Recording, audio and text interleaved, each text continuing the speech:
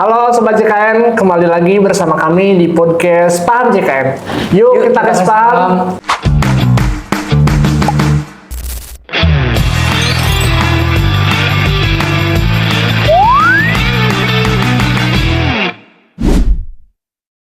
Oke teman-teman, Sobat JKN, kembali lagi bersama saya Haji Fatur Rahman untuk membahas program JKN ataupun BPJS Kesehatan. Nah, pada siang hari ini saya tentunya ditemani lagi nih oleh Duta Muda BPJS Kesehatan Kantor Cabang Karawang, yaitu Muhammad Diyat Purnama. Padahal baru kemarin ya? Iya, baru Bang. Tapi gak apa-apa lah ya. Nah, buat Sobat JKN yang belum sempat nonton episode kemarin dan atau belum kenalan nih sama sosok dari Duta Muda BPJS Kesehatan Kantor Cabang Karawang ini, bolehlah kita kenalan lagi ya.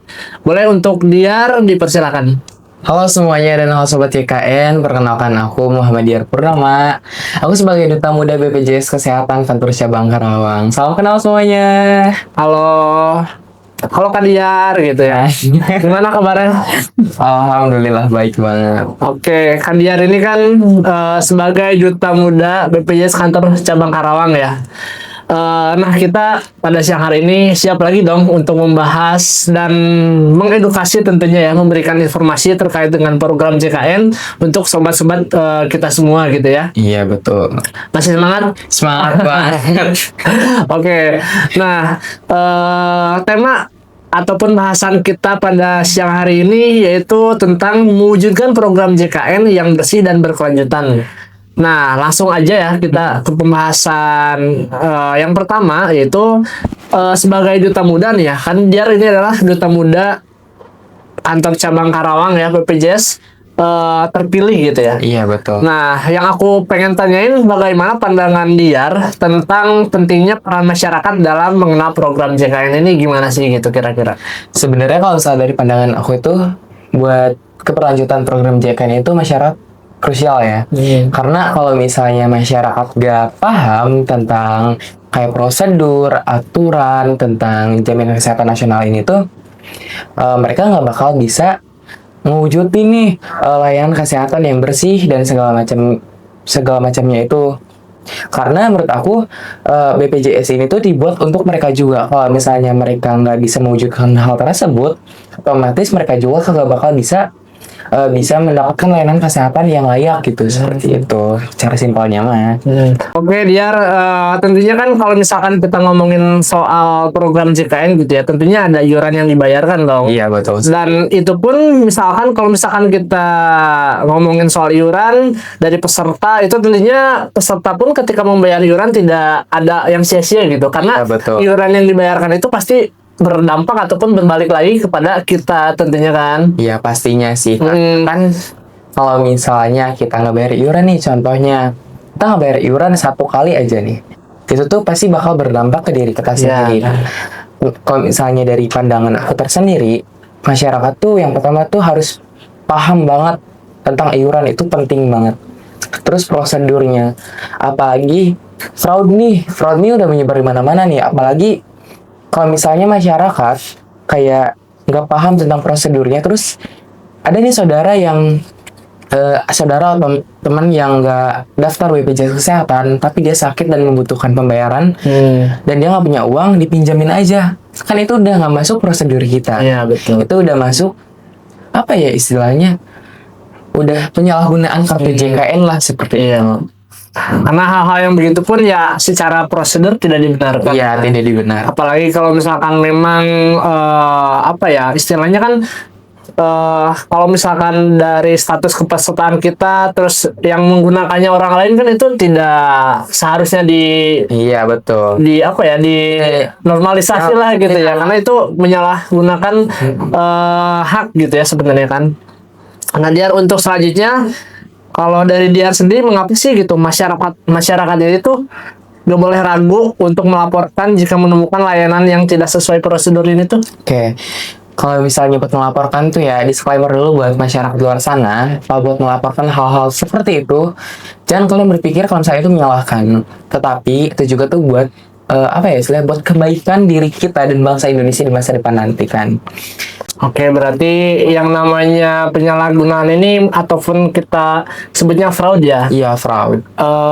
Kita tidak bisa membenarkan hal itu gitu. Jadi ini atas dasar kejujuran juga, maka dari itu kita harus menggunakan nih hak kita sebagai peserta JKN untuk memanfaatkannya sebaik mungkin, tentunya untuk kesehatan kita sendiri gitu ya.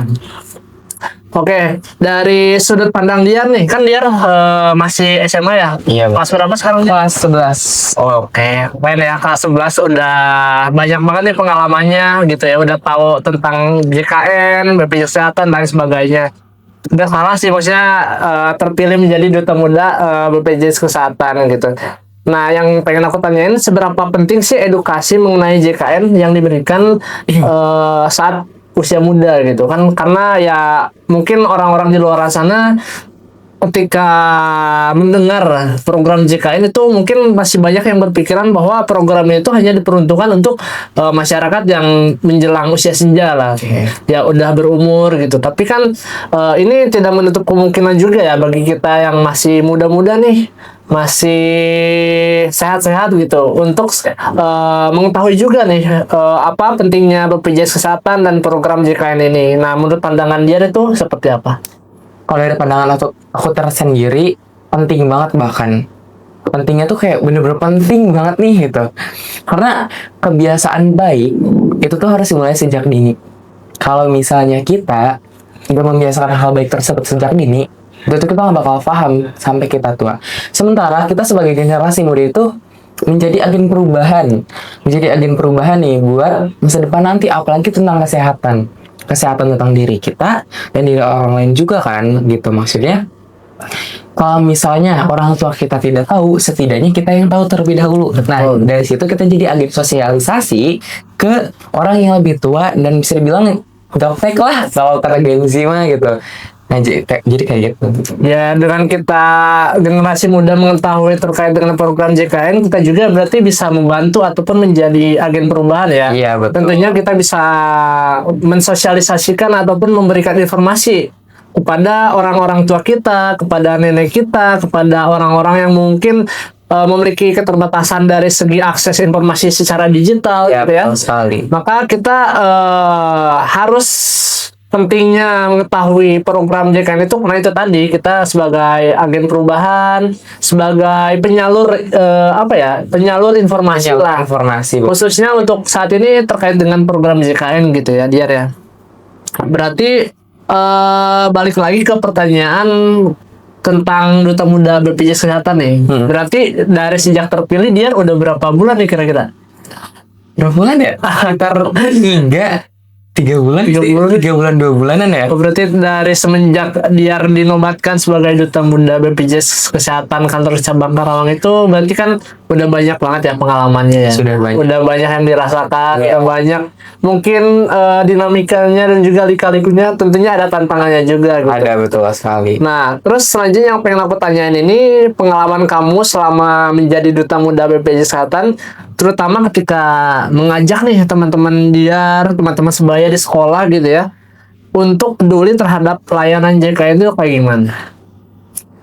Cukup rindu juga ya kalau misalnya buat ngajak generasi muda tuh. Apalagi kalau misalnya aku jadi agen sosialisasi, yang satu-satunya di sekolah aku tuh emang rada cukup rumit karena Lumayan susah gitu. Iya, lumayan susah. Karena menurut aku, dari pandangan aku sendiri, mindsetnya mereka tuh ya mereka hanya cukup tahu ya sudah dibayaran sama orang tuanya gitu, dan mereka tuh nggak bakal peduli sama tersendirinya gitu loh. Bahkan maksudnya kayak baru-baru kayak generasi muda gitu. Kadang kalau misalnya aku cerita tentang ataupun bersosialisasi gitu ke saudara-saudara aku ataupun ke orang-orang yang lebih tua, itu tuh mereka malah acuh tak acuh gitu. Kadang ada nih, waktu itu aku pernah salah satu kayak bukan saudara sih, contohnya kayak ada deh, pokoknya aku pernah ngesosialisasiin tentang JKN. Terus dia tuh nanya kalau misalnya saya udah nunggak nih 1 tahun lebih dan saya nggak ada uang, terus gimana ya? Saya jelasin dong kan, kayak ibu boleh daftar ini, boleh daftar jadi PBPU Pemda dengan cara apa, itu bisa didaftarkan oleh RT RW setempat, ataupun ibu daftar sendiri dengan membawa surat keterangan ketidakmampuan. Terus jawabannya malah apa coba kak? Gimana? Kamu kan ini kan duta muda, siapa tahu punya orang dalam buat bantu saya. Lah saya nggak bisa dong kan, saya mah nggak bisa bu, saya juga kan hanya cuman generasi muda gitu. Duta muda, maksudnya sebagai duta muda bukan pekerja juga, saya juga kan nggak lebih paham lebih lanjut bagaimana teknisnya gitu. Nah itu sama yang aku alamin kalau misalnya aku sosialisasiin ke generasi muda gitu, teman sebaya kayak aku, kayak gitu. Berarti banyak banget ya, maksudnya beda-beda lah ya pengalamannya gitu ya. Ketika mungkin berhadapan dengan 1-2 orang sih masih oke lah gitu, dia bisa apa ya istilahnya bisa mengatasi hal itu. Tapi kan ketika memang duta muda BPJS Kesehatan ini banyak berinteraksi dengan berbagai halayak gitu ya, berbagai lapisan masyarakat, tentunya kita tidak hanya teman sebaya tetapi juga orang tua ataupun orang-orang yang mungkin beda generasi gitu. Nah itu kan menjadi tantangan tersendiri ya buat dia ya. Menjadi tantangan banget sih pastinya. Tapi selama ini gimana, seru gak? Seru banget sih pasti. Kadang suka kangen berkegiatan aja gitu. BPJS kan. Karena juga kalau misalnya di sekolah tuh suka nih kayak cerita-cerita tentang JKN, terus mereka oh jadi gitu ya gitu. Tapi dengan dia mungkin ya banyak memberikan informasi dan otomatis kan itu banyak orang yang menjadi tahu gitu ya. Iya, betul menjadi sekali. Sedikitnya menjadi paham lah terkait dengan program JKN ini.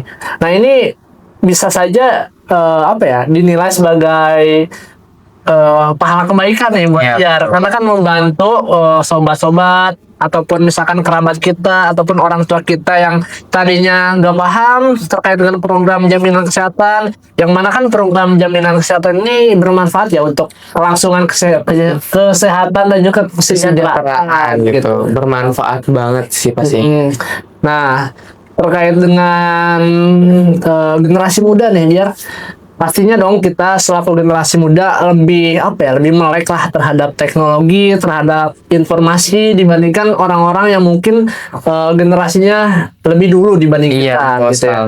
Nah terkait hal itu bagaimana sih gitu melihat dia selaku Gen Z lah ya dalam memanfaatkan teknologi seperti aplikasi mobile JKN untuk memudahkan akses layanan kesehatan. Oke.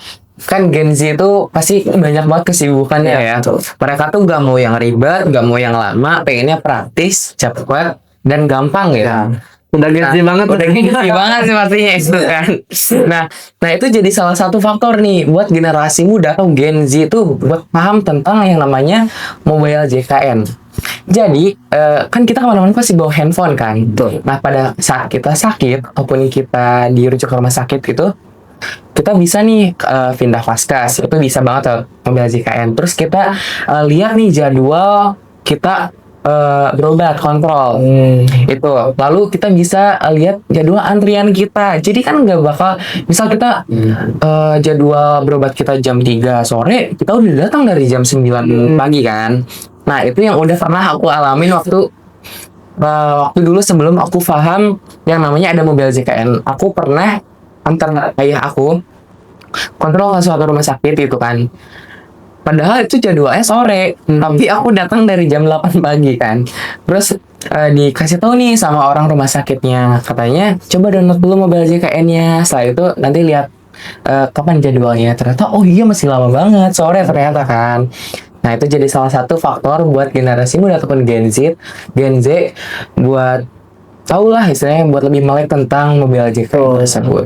Betul, apalagi kita generasi muda pasti banyak banget ya kita sering mengakses layanan digital nih. Yang digital biasanya Gen Z suka gitu karena mudah, praktis, dan ya nggak ribet lah intinya ya. Betul. Nah tapi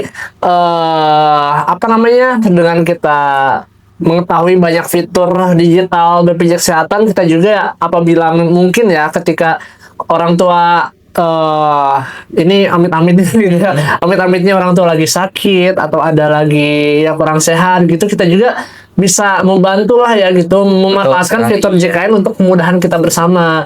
Kan biasanya orang tua ya, asal datang aja gitu Iya, ke asal datang rumah aja, nggak sakit, tahu, ke kan. fasilitas kesehatan. Tapi kan mereka biasanya kurang mengerti, kurang paham bahwa ada hal yang lebih mudah gitu dibanding kita Betul langsung datang sekali. ke rumah Rumah sakit sakitnya, ataupun kan. ke fasilitas kesehatan. Ya, itu tadi dengan adanya mobil JKN, terus ada call center 165 dan masih banyak lagi kanal-kanal layanan BPJS kesehatan yang tentunya bermanfaat gitu ya untuk kita semua.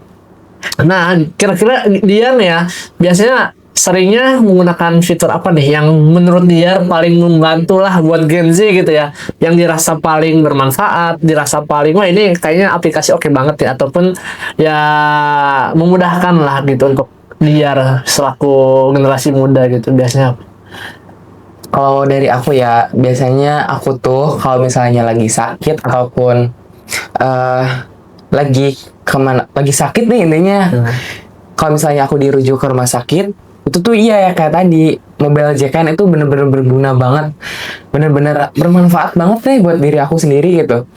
Kayak aku kalau misalnya kemana-mana gitu, kalau misalnya lagi sakit nih ke puskesmas ataupun ke klinik yang udah terdaftar BPJS, aku nggak perlu pusing bawa kartunya gitu, karena udah terdaftar nih, ada KIS elektronik ya, KIS elektronik di situ. Terus juga kalau misalnya aku lagi sakit ataupun ngantar keluarga aku nggak perlu ribet cari jadwalnya, nggak perlu susah ke rumah sakit. Aku tinggal lihat aja di mobile JKN dan terdaftar nih. Oh ternyata jam segini itu benar-benar bermanfaat banget, bisa memanajemen waktu kan, bisa menghemat bensin juga lah istilahnya. Ya betul.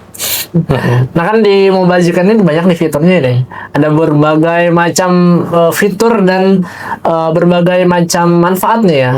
Kira-kira di mobile JKN ini fitur apa sih yang paling dia suka gitu? Yang paling dia rasa ini wah Gen Z banget nih gitu kan? Kira-kira apa? Itu sih apa, pengecekan antrian ya, pengecekan antrian Antrian online. ya, antrian online ataupun daftar antrian online itu benar-benar bermanfaat banget. Jadi kita nggak perlu datang langsung Iya. ke klinik ataupun FKTP untuk mengambil antrian ya. Udah nggak Iya, zaman lah sekarang udah ya. jangan.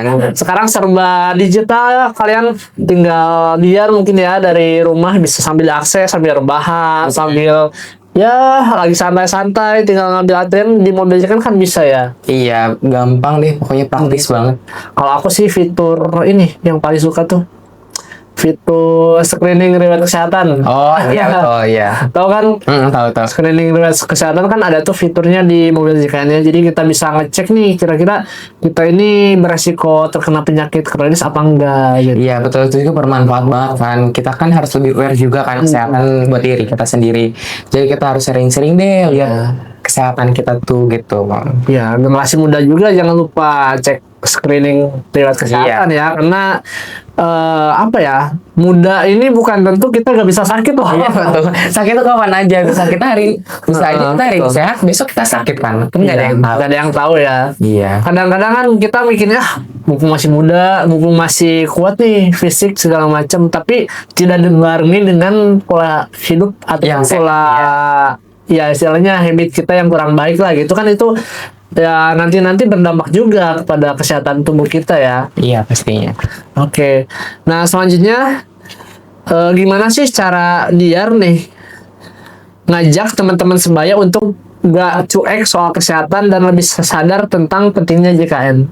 Kan banyak ya teman-teman Diar mungkin yang mohon maaf kayak ngerokok, terus pola hidupnya kurang sehat, begadang, main ML misalnya sampai malam.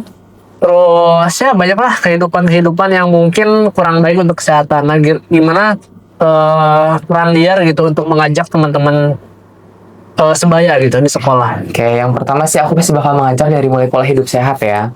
Itu sih yang paling penting banget. Karena kalau misalnya mereka udah kayak gitu, itu tuh cukup bisa dibilang susah juga buat diajak buat hidup sehat gitu. Apa baru-baru olahraga gitu kan, buat makan makanan sehat aja susah. Kan kebanyakan sekarang tuh junk food ya. Iya. Apa-apa makanan ya udah gitu, praktis, instan gitu kan. Nah selain itu, aku pasti bakal ngajak buat mereka cek kesehatan di yang tadi screening Reward Ya, kesehatan. screening reward kesehatan itu pasti berguna banget buat generasi muda sekarang tuh.